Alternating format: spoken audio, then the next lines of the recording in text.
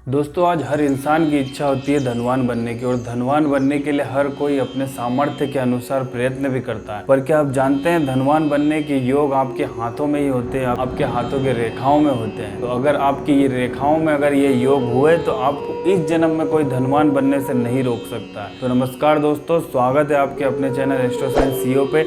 आज मैं आपको 5 ऐसे लक्षण बताने जा रहा हूँ जिसे देख करके आप ये पता कर सकते हैं कि आपके भी योग है या नहीं है धनवान बनने के। दोस्तों, आज मेरे बताने वाले 5 ऐसे लक्षण अगर आपके हाथ में अभी नहीं है तो हो सकता है कि आने वाले समय में आपके हाथों में ये रेखाएं बन जाए, ये लक्षण बन जाए, क्योंकि आप भी जानते हैं कि कर्मों के अनुसार हमारे हाथों की रेखाएं बनती हैं। दोस्तों, अक्सर ऐसा देखा गया है कि ये जो 5 लक्षण आज मैं आपको बताने वाला हूँ, इन 5 लक्षण में से कोई भी एक लक्षण, कोई भी एक रेखाएं आपके हाथों में मिलती है तो आपको धनवान बनने से और सुखी जीवन जीने से इस जन्म में कोई नहीं रोक सकता है। क्योंकि ये लक्षण और ये रेखाएं उन्हीं लोगों के मिलती है जो धनवान हैं या जो सुखी जीवन जी रहे हैं। दोस्तों, पहला लक्षण है कि यदि आपका हाथ मुलायम हो और गुलाबी रंग का हो। गुलाबी रंग का होने से मतलब है कि आपका शुक्र आपके हाथ में मजबूत है और आपका शुक्र अच्छा है। और जीवन में यदि आपको धन कमाना है और आपको जीवन में यदि आपको सुखी जीवन व्यतीत करना है तो आपको शुक्र को मजबूत करना बहुत जरूरी है, क्योंकि शुक्र ही हमारे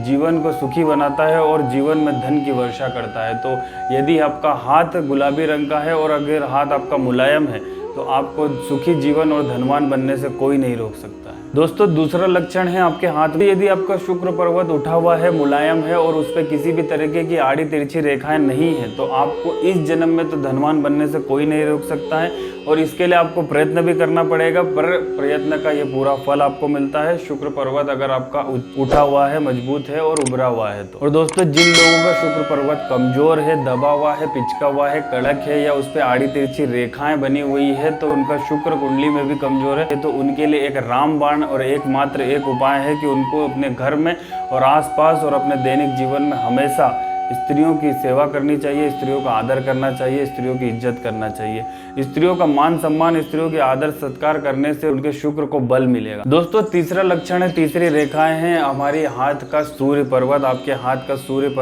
पर्वत के नीचे अगर सीधी रेखा एक जाती है जिसे सूर्य रेखा के नाम से जाना जाता है, अगर ये आपके हाथ में सीधी रेखा के तरफ से जाती है जो आपको अभी स्क्रीन पर दिख रही है, अगर इस प्रकार से आपके हाथ में कोई रेखा पाई जाती है बिना टूटी फूटी, बिना कटी हुई, और एक पतली सी सुंदर सी रेखा अगर सूर्य पर्वत तक जाती है तो आपके जीवन में मान सम्मान, कीर्ति, यश और आदर सत्कार हर एक ख्वाहिश आपकी पूरे होगी और ऐसे लोग उच्च अधिकारी भी बनते हैं और उच्च पदों तक जाते हैं। दोस्तों, अगर आपके हाथ में भी इस प्रकार की सूर्य पर्वत पर रेखा जा रही है तो आपको भी जीवन में धनवान बनने से और मान सम्मान पाने से कोई नहीं रोक सकता है। तो जिस व्यक्ति के हाथों में अगर ये रेखा नहीं है और नहीं बन रही है, टूटी फूटी बन रही है, तो अभी आपको आई बटन पे एक लिंक दिख रही होगी, उस लिंक पर जाकर आप सूर्य को मजबूत करने का उपाय देख सकते हैं और सूर्य को मजबूत करने का उपाय आप अपने जीवन में उतार करके सूर्य को मजबूत कर सकते हैं। दोस्तों, धन का कारक और स्थिर धन का कारक हमारे देवगुरु बृहस्पति को माना गया है। कुंडली में अगर देवगुरु बृहस्पति कमजोर होते हैं तो ऐसे जातक या जातिका के पास धन स्थिर नहीं होता है या धन का आगमन ही नहीं होता है।